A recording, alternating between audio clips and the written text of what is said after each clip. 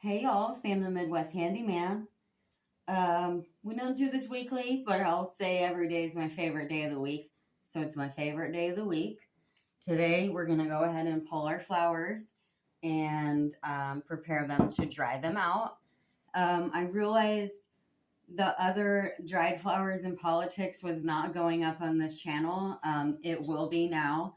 I'm going to spare politics today. But the reason I'm always drying my flowers out and why I buy them like every week is because we will be making one of these. So you can start. This will be the prelude when you get your Valentine's Day bouquet. You'll know how to dry it out. So also, I will be buying myself Valentine's Day flowers because I like to dry out the dark red. It's the one that like holds the color the best. I do have a really cool purple in here. It was actually from my aunt's wedding bouquet. And then the yellow is actually from my grandma's casket flowers. And she died a year ago, actually 2 years ago, February 8th. So they do keep. I keep them in a jar. So it might be a minute before we do another one of these, because if you're following along, we buy everything on clearance. So I scored this bad boy for $6. I do think you can get them at the Hobby Lobby like for around 30 or 40. You can probably get them all kinds of places like TJ Maxx, anywhere, but you know we're the thrifty channel. So these were my Christmas flowers. They're drying out great. The blue sea holly was spray painted silver. It looks kind of cool. I can't remember what those were called, and I actually put some in bouquets today at work, but they were like these little berry looking flowers, and I didn't know how they were going to dry out, but I'm actually super stoked because they're a really nice dark color. And then I have the dark red carnation. So these dried out pretty good. The rose was awesome. So on these, I had pulled the rose first, and I clip them with these. I buy for a couple bucks at the DG. Or I make a loop, and I have these shower curtain hooks that I got also at the DG like a few years ago. I think they're like $7 now.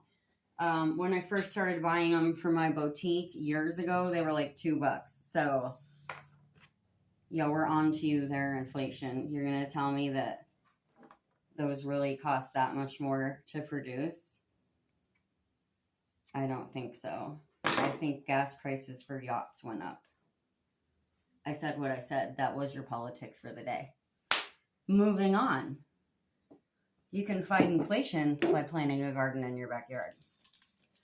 But I can't plant fresh flowers right now, because tonight it's 15 below zero. So I'm going to grab a towel because these are a little slimy at the bottom. This set actually lasted quite a while. I was pretty impressed with it. I've had them at least 2 weeks, possibly almost 3. So my other trick is, I know they come with a packet of food in them, but I was always taught to put like half a can of Sprite or 7-Up. So it's like something about the sugar and the caffeine. It was a little old lady trick I learned. So I'm just going to snip off. These were pretty soggy. I'm surprised they weren't a little more rotten. These guys, they don't dry out.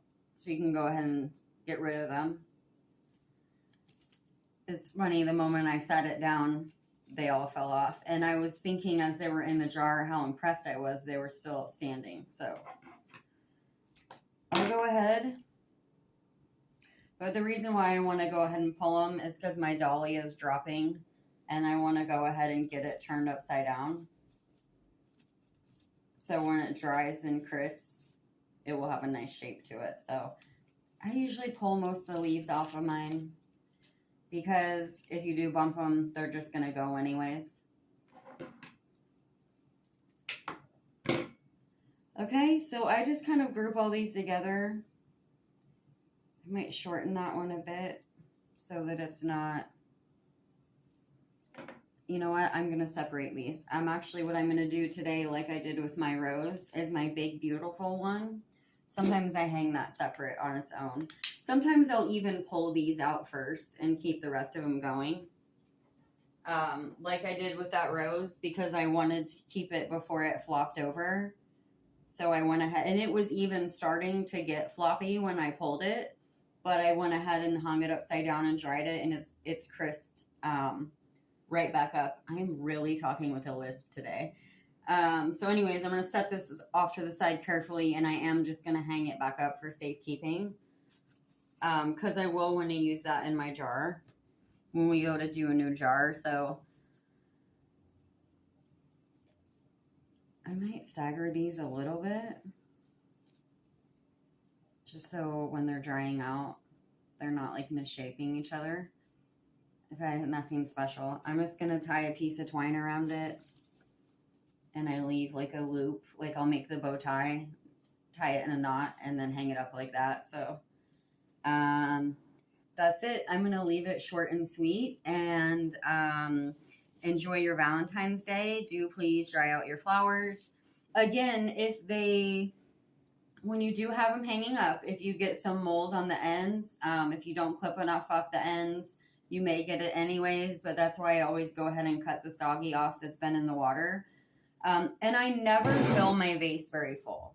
I only fill like that much in it, because you just want to go ahead and let some of it evaporate. It's just going to rot. It's filling more water in your vase is not going to keep your flowers alive any longer. You're just putting more rot in it, and you're leaving yourself less flower to dry out. So I know when you buy the bouquets at the store, like they're full of water, but you could dump some out when you get home. You're not doing yourself any favors. I usually just buy the bouquets in the plastic and then put them in myself, right? Because no one's buying me a jar of flowers, which is fine. I'm not complaining. But that's my tip. Oh, sorry, I did get sidebarred. If you do get some white mold on the end of it, like the fuzzy white mold, it's just going to die out and disappear. You may have a little powder you can just brush or rinse off later.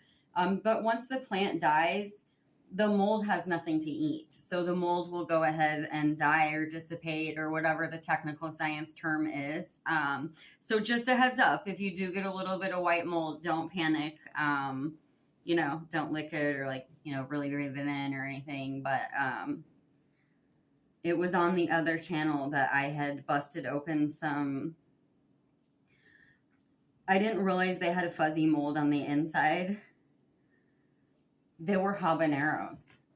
And so I couldn't tell if I was like macing myself with habanero powder, but I actually do think it was the mold, and it hit me, and it kind of, the reason I say maced was because it was like a very similar, my eyes were watering and like I could feel it in my lungs.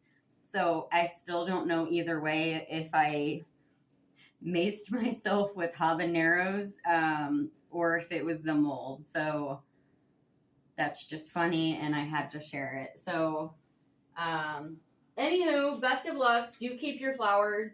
We do sometimes, I'll do them where we just tie a ribbon around them, maybe glue something on them. I like to hang them up in the windowsills, like sunflowers in the summer and stuff.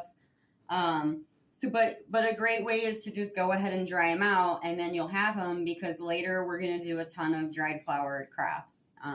We're going to make some mini hats that they sell in the store for like every holiday, but I thought it would be fun to do like some mini gardener hats and then actually put real dried flowers on them instead of fake flowers. So there's nothing green or save the earth about a fake flower at all. That's like anti-green. So the most anti-green thing you can do is buy a fake plant, because it's not biodegradable, and it's made of plastic, and it's made of, you know, non-renewable things. So I'm no tree hugger, but there's your daily politics and your daily dried flowers. Thanks, guys. We'll see you in the next one.